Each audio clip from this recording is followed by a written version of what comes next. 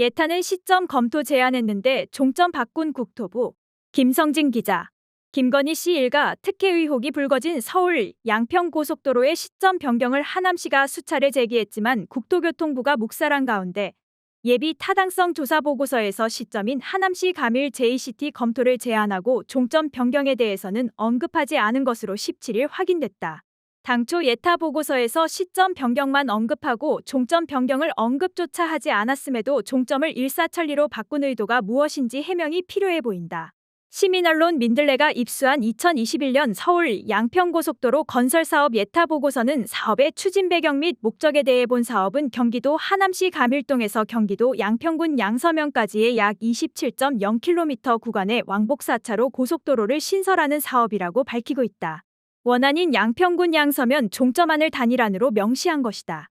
이어 보고서는 정책성 분석에서 시점부 가밀 나들목 근처가 주거 밀집 지역이며 이미 서하남IC로 인해 교통정체가 심하므로 시점부 설계에 대한 면밀한 검토를 요청한다며 국민신문고 및 하남시청 홈페이지에 가밀지구 경유에 대한 민원이 다수 존재한다고 밝혔다. 가밀 JCT 민원이 많으니 변경 검토가 필요하다는 의견이다. 아울러 보고서는 종합결론 및 정책 제언에서도 가밀 JCT 접속 구간에서 수도권 제1순환선의 교통량 가중이 예상되는 바 이에 대한 검토가 필요하다며 사업 반대 여론에 대해 정확히 설명하고 이해도를 증진할 필요가 있다고 재차 강조했다. 하지만 국토부는 시점 변경 요구는 끝내 묵살하고 검토 의견도 없던 종점 변경만 추진했다. 하남시가 그간 묵살당한 과정을 보면 양평군 종점 변경안이 얼마나 날림으로 진행됐는지가 드러난다. 그 과정은 국토부가 비밀리에 종점 변경안을 추진하며 관계기관의 협의 요청을 한 공문과 회신한 문건들을 보면 자세하게 나와 있다.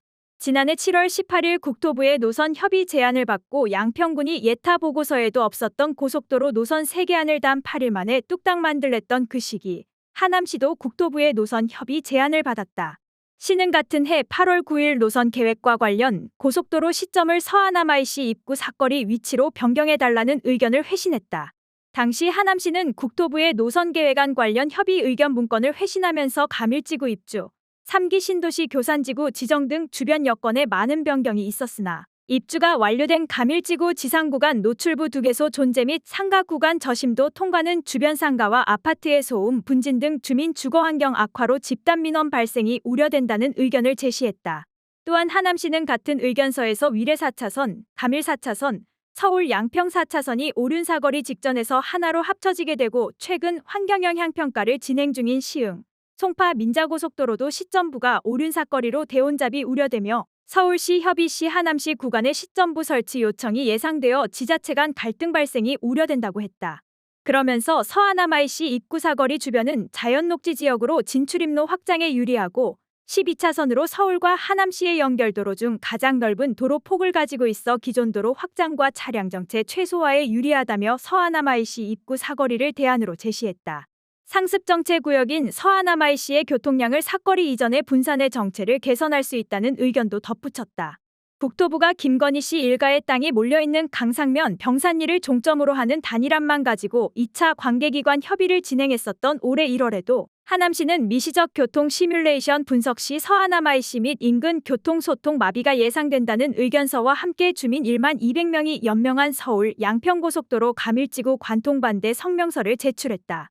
이와 함께 국토부의 나들목 최소 간격은 2km 이상 떨어져야 하나 약 2km 구간 내 서하남 JCT에서 서하남IC에서 가밀 JCT가 설치되고 특히 서하남IC에서 가밀 JCT 간격은 680m에서 745m 떨어져 부적합하다는 의견도 제시했다. 국토부 지침상 나들목 간격은 최소 2km, 최대 30km로 하는 만큼 변경해야 한다는 지적이었다.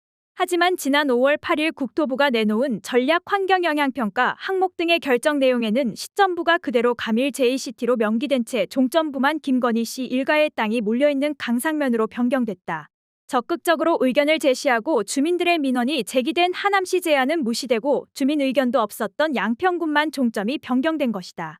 전략 환경영향평가 항목을 결정하는 과정에서는 더욱 노골적인 무시가 있었던 것으로 보인다. 하남시 주민이 무려 40여 건의 의견을 제시하며 시점 변경을 요구했음에도 최종 항목에는 서하남IC 입구 사거리 앞으로 변경 필요 정도 언급하는 데 그쳤다. 절차상의 문제도 제기된다. 당시 전략환경영향평가 항목 결정과 관련해 심의위원으로 참석했던 가밀지구 총연합회 최윤호 회장은 시민언론 민들레와 통화에서 평가 항목을 결정할 때 40건 이상의 문제를 지적했었다면서 2장 가까이 조목조목 썼는데 의결 절차가 생략됐다고 밝혔다. 최 회장은 위원회 운영 원칙은 대면 심의하고 과반수로 의결하게 되어 있다. 서면으로 심의 절차를 생략하는 경우도 있지만 하남시는 해당되지 않았다며 지역 주민 갈등이 예상되면 심해 의결하라고 돼 있지만 위원장인 국토부 도로정책과장은 이를 생략했고 무시했다. 미리 짜놓고 했다고 밖에 보이지 않았다고 전했다. 고속도로 종점이 변경되는 과정에서 양평군이 국토부와 주고받은 공문과 비교하면 하남시 의견 묵살은 더욱 이해가 되지 않는다. 하남시가 교통 시뮬레이션과 주민 1만여 명의 연명 성명서를 제출하던 지난 2월, 양평군은 노선 변경 언급도 전혀 없이 양평군 통과 노선에 IC 설치 등 양평군 주민들이 직접적으로 수혜를 입을 수 있도록 노선 계획을 수립하여 주시기 바랍니다라는 단 50글자만 달랑 국토부에 회신했다. 하지만 주민들의 요구도 없었던 종점 변경은 일사천리로 결정돼 지난 5월 발표됐다. 특히 양평군이 타당성 평가와 관련해 회신을 하기도 전인 지난 2월 6일 국토부는 양평군에 미리 공문을 보내 강상면 병산리 종점안에 대해 전략환경영향평가 평가준비서 심의를 요청했다. 절차상 전략환경영향평가에 앞서 이뤄지는 관계기관 협의가 아직 끝나지도 않았는데 마치 기다렸다는 듯 다음 절차가 개시된 셈이다. 양평군과 국토부가 사전에 이미 종점 변경을 계획하고 요식 행위로 공문을 주고받는 절차를 끼워 넣은 것 아니냐는 의심이 드는 대목이다. 게다가 양평군은 당초 1월 27일까지 국토부에 회신해야 했지만 아무런 언급도 없이 12일이나 늦은 2월 8일에야 공문을 제출했다. 사실상 종점 변경에 대해 의견을 제시하지 않았음에도 국토부가 알아서 종점 변경을 추진한 것이다. 반면 하남시는 1월 27일 마감 당일 최대한 빠른 시일 내에 제출하겠다고 의견 제출 지연과 관련해 공문을 보낸 뒤 2월 6일 교통 시뮬레이션 결과와 주민 성명 등을 보냈음에도 거절당했다. 종점 변경 과정 전체를 봐도 이해되지 않는 부분이 한두 가지가 아니다. 타당성 조사를 한 용역업체는 지난해 5월 19일 윤석열 정부 출범 직후 용역 보고서를 제출하는데 단 50일 만에 조사를 마치고 강상면 종점을 대안으로 제시했다. 종점도 지금 위치와 달랐다. 지난해 7월에 와서야 양평군이 처음으로 김건희 씨 일가의 땅이 몰려있는 강산면 병산리를 콕 집어 종점으로 제시하지만 이 역시 겨우 8일 만에 작성한 것으로 드러났다. 서울 양평고속도로는 2019년 4월에 예타에 착수해 2021년 4월 30일 통과했다. 2년 동안 약 18억 원의 예산을 투입해 만든 보고서에 대해 민간 용역업체가 단 50일 만에 전혀 다른 결론을 내고 군청이 8일 만에 새로운 노선을 그린다는 점은 쉽게 납득하기 어렵다. 1조 8천억 원짜리 국책사업이 결정되는 과정이라고 보기에는 의문이 들 수밖에 없다. 그러나 서울 양평고속도로 결정 과정을 둘러싼 의혹이 계속해서 제기되고 있음에도 원희룡 국토부 장관은 아무런 논의와 절차도 거치지 않고 국책사업인 고속도로 사업 백지화를 선언했으며 여당인 국민의힘은 의혹을 제기한 민주당이 사과해야 한다고 주장하고 있다. 의혹 당사자인 윤 대통령 부부나 대통령실은 이에 대해 아무런 말도 없다. 안진걸 민생경제연구소장은 바꿔달라는 시점은 안 바꾸고 민원도 없었고 바꿔서도 안 되는 종점을 급변경한 것은 명백한 윤석열 김건희 고속도로 게이트이고 엄청난 특혜 시도 범죄라며 예타 보고서만 봐도 원희룡 국토부 국힘당 대통령실 변명은 모두 거짓말이라는 게 확인된다. 야사당과 시민단체들의 전면적인 투쟁과 대응이 절실하다고 말했다.